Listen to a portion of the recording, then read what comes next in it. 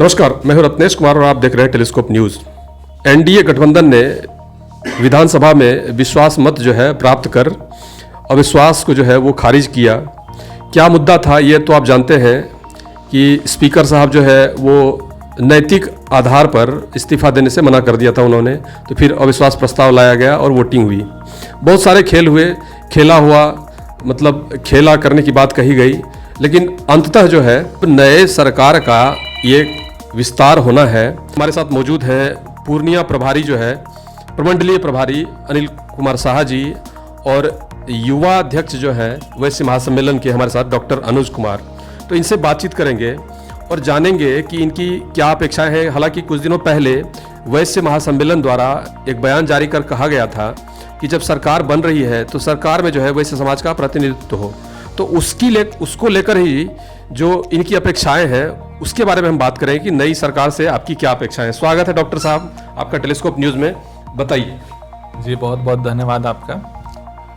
सबसे पहले तो मैं उन सभी प्रशंसकों को साधुवाद देना चाहूँगा जो जदयू और भाजपा के समर्थक रहे हैं। उनकी आज सरकार कल जो है पूर्ण बहुमत से साबित हो गई और बिहार में अब डबल इंजन की सरकार बन गई। मैं अपनी सरकार से बस यही गुजारिश करूँगा कि जो हमारी वैश्य समाज की जो भागीदारी है हमारे समाज में, जो जनसंख्या है उसके हिसाब से, संख्या के हिसाब से हमें प्रतिनिधित्व मिलना चाहिए। जैसा कि सभी ने कहा है कि जिसकी जितनी हिस्सेदारी उसकी उतनी भागीदारी, तो हमारी भागीदारी बहुत ज़्यादा है।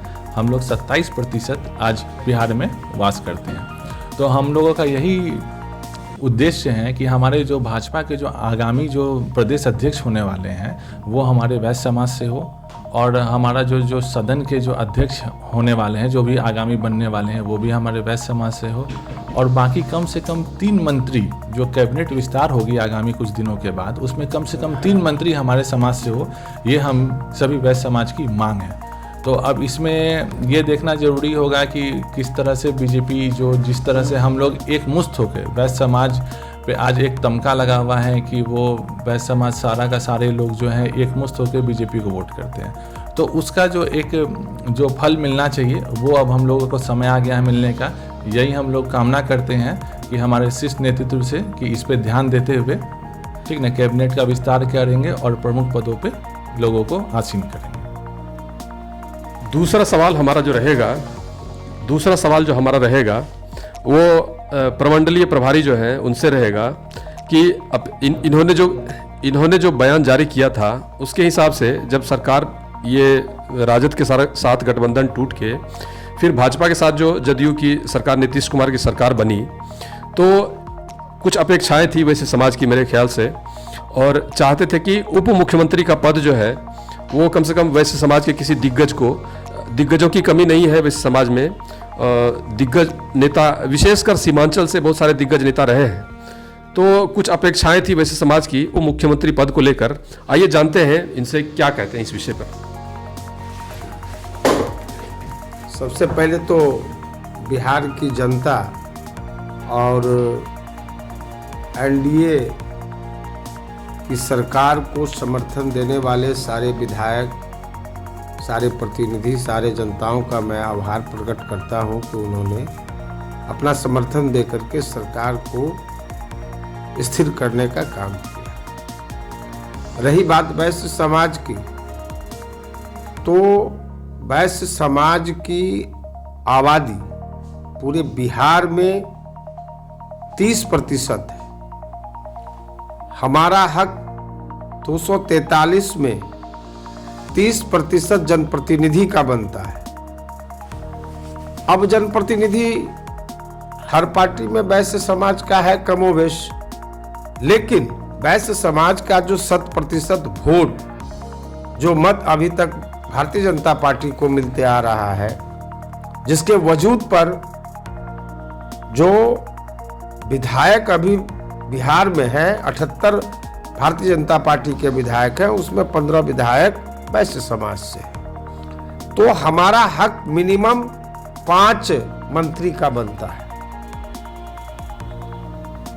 पूर्व के सरकार में, एनडीए की सरकार में हमारे 3 मंत्री थे, जिसमें हमारे सीमांचल और बिहार के वैश्य के कद्दावर नेता श्री तारकिशोर बाबू 4 बार लगातार कटिहार विधानसभा से जीत करके भारतीय जनता पार्टी का गौरव बढ़ाया है। इतना ही नहीं, सीमांचल के कई सीटों पर इनका प्रभाव है जहां भारतीय जनता पार्टी को जीत दिलाने में इन्होंने काम किया है। इनके योगदान को भारतीय जनता पार्टी भुला नहीं सकती है। आप पिछले बार में भारतीय जनता पार्टी तारकिशोर बाबू को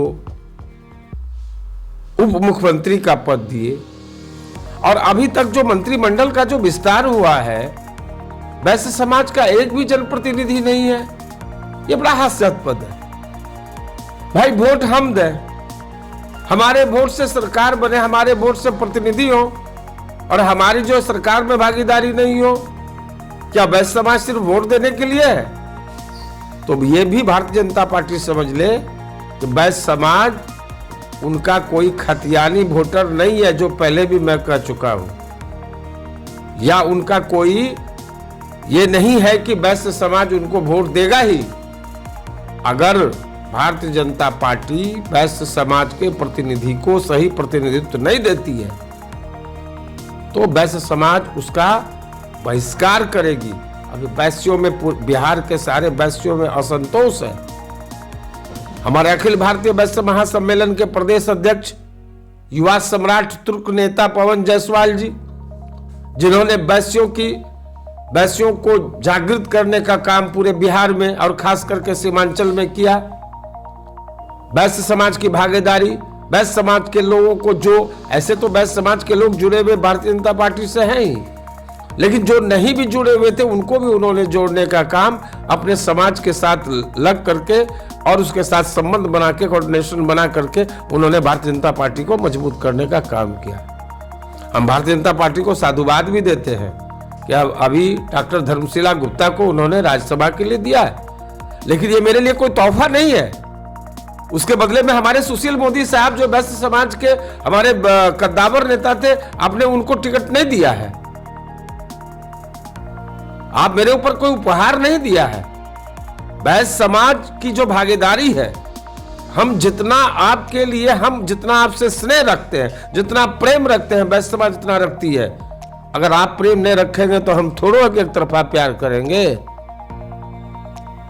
हमें भी अपनी राजनीतिक दृष्टिकोण में जो चाहिए, हमारा स्थान, तभी हमारा वैश्य का मनोबल ऊंचा होगा।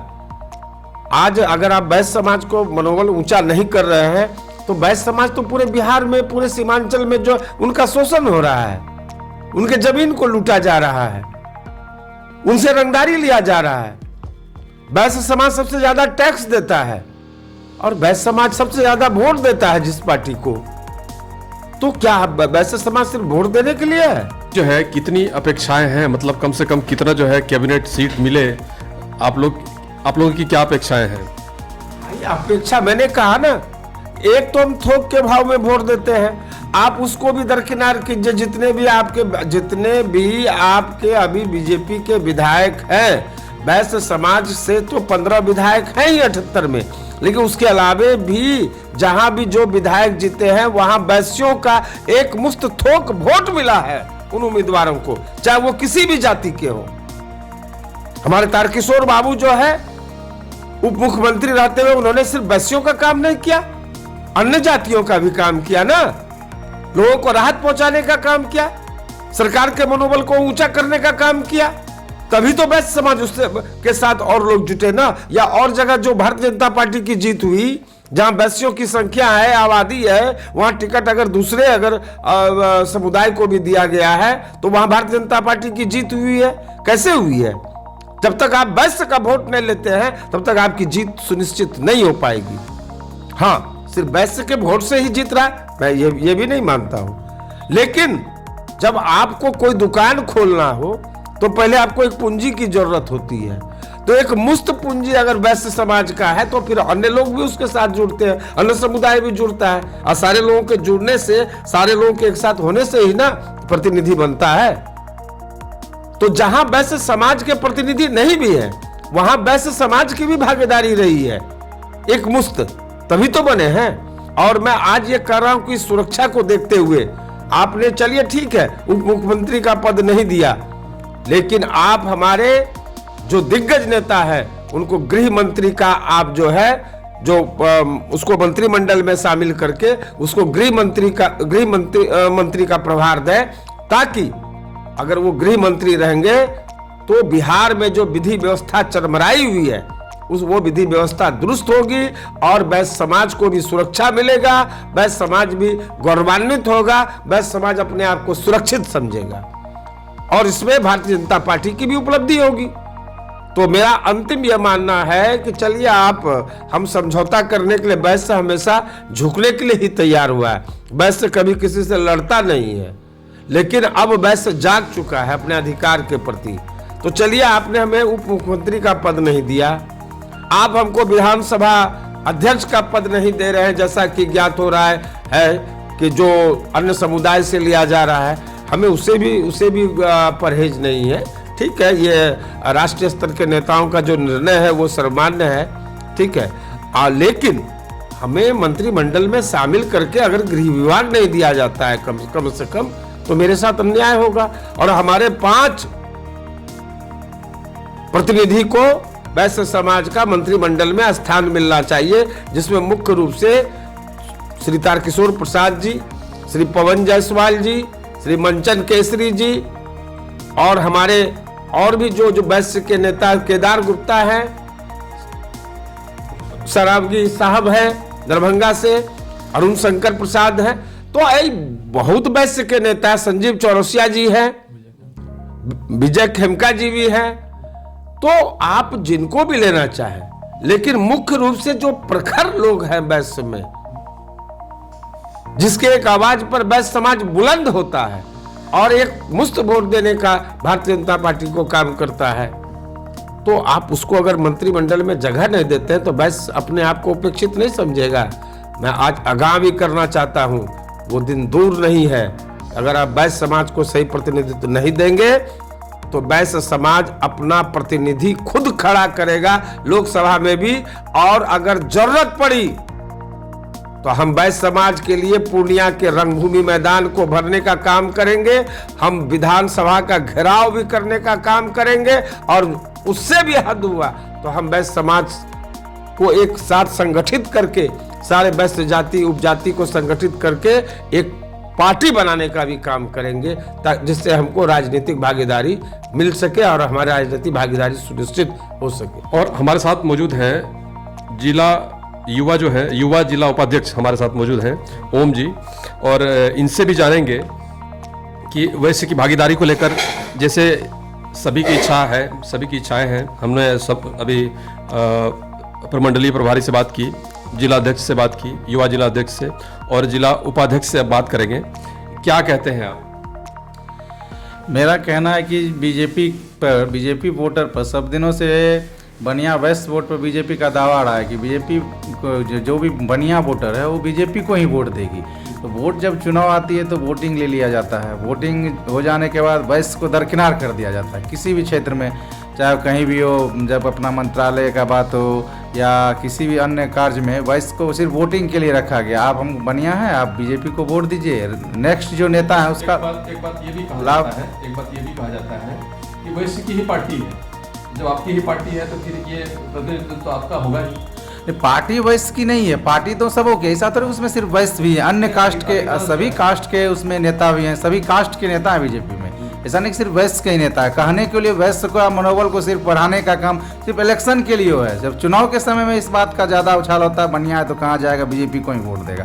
तो वैश्य को दरकिनार किया जा रहा है। पहले तारकिशोर राव उप मुख्यमंत्री थे, रेणु जी भी उप मुख्यमंत्री थी, लेकिन इस बार जो मंत्रिमंडल का लिस्ट हुआ था अभी तक एक भी वैश्य के समाज से किसी को भी मंत्रिमंडल में नहीं दिया गया, ना आज तक चर्चा। आगे 19 को मंत्रिमंडल का विस्तार होना, उसका हम लोग देख रहे हैं कि 19 को क्या होती है। 19 के बाद नहीं देखेंगे तो हम लोग फिर आगे रणनीति बनाएंगे। हम लोग ये बंधवा मजदूर के तरह हम लोग बंधवा वोटर वैश्य का रहने वाले नहीं है, बीजेपी का नहीं रहने वाले। हम लोग भी जब देखेंगे हम लोग का इज्जत नहीं मिल रहा था, हम लोग अपना रास्ता विकल्प सोचेंगे। हम लोग ये मोहताज नहीं है कि जो बीजेपी को ही वोट देंगे, जो हम लोग का साथ देगी उसको हम लोग भी साथ देंगे, नहीं तो हम लोग अकेले लड़ाई लड़ेंगे।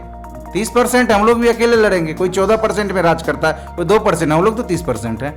अभी जैसे कि हमारे जो हैं फिलहाल नेता, जो हम के जो नेता हैं, 4 विधायक हैं उनके, अभी मंत्रिमंडल में 2-2 मंत्रिमंडल मिला उनको। दो मंत्रिमंडल पूरा एनडीए गठबंधन की सरकार का विश्वास मत हासिल होने से पहले उन्होंने अपना पूरा ताकत दिखाया। मेरी ताकत देखिए क्या, दोनों पार्टियों का उन्होंने तहस नहस करके रख दिया जब तक विश्वास मत हासिल नहीं हुआ। हालांकि वो रहे पुरानी जगह पर ही, लेकिन तब कुछ देरों के लिए उन्होंने दोनों पार्टी को पता चला दिया कि मैं भी हम हूँ, हम में भी कुछ दम है। उम्मीद करते हैं कि आगामी जो है ये कैबिनेट विस्तार में वैश्य समाज के नेताओं को, विशेषकर जो इस प्रकार के कद्दावर नेता हैं, इनको लेकर जो वैश्य समाज की अपेक्षाएं हैं वो पूरी हो। अन्यथा जो है रिवोल्ट का भी ये संकेत यहाँ से मिल रहा है कि वैश्य समाज जो है किसी की बंधुआ मजदूर या बंधुआ वोटर नहीं है। क्या मैं सही कह रहा हूँ? जी बिल्कुल, आपका कहना सही है। वैश्य समाज किसी का बंधुआ वोटर नहीं है। अगर हमें सम्मानजनित स्थान नहीं मिलता है तो हम कोई दूसरी पार्टी भी बना सकते हैं या दूसरे के साथ जा सकते हैं। अरे आने वाले लोकसभा चुनाव में पूर्णिया लोकसभा में हमारी आबादी 7.5 लाख है, हमारे मतदाता 4.5 लाख से ज्यादा है। आप हमें अगर प्रतिनिधित्व के लिए हमें उम्मीदवार नहीं बनाएंगे, वैश्य समाज से किसी को उम्मीदवार नहीं बनाएंगे तो ये दिन दूर भी नहीं है। हमें जो पार्टी, हमें कोई जरूरत है कि भारतीय जनता पार्टी में ही हम रहें। हमें जिस पार्टी से प्रतिनिधित्व मिलेगा, जहां से हमारी उम्मीदवारी होगी, हम उस पार्टी के उम्मीदवार होंगे। वैश्य समाज उसको वोट देगा, उसको जिताने का काम करेगा। चलिए, चुनाव जो है वो बहुत नज़दीक है, लोकसभा चुनाव, फिर उसके बाद 1 साल का वक्त हमें रहेगा विधानसभा चुनाव के लिए। तो फिलहाल जो है अभी कैबिनेट विस्तार में क्या होता है, राजनीति इसी से पता चल जाएगी कि किस प्रकार किन जो है समुदाय को, किन समाज को जो है तरजीह दी जा रही है, किन को लुभाने की कोशिश है और किन को जो है इग्नोर किया जा रहा है। टेलीस्कोप न्यूज़ में बने रहिए हमारे साथ बाकी खबरों के लिए, और ये खबर का इन खबरों का अपडेट भी जो है आप तक पहुंचता रहेगा, मिलता रहेगा। धन्यवाद।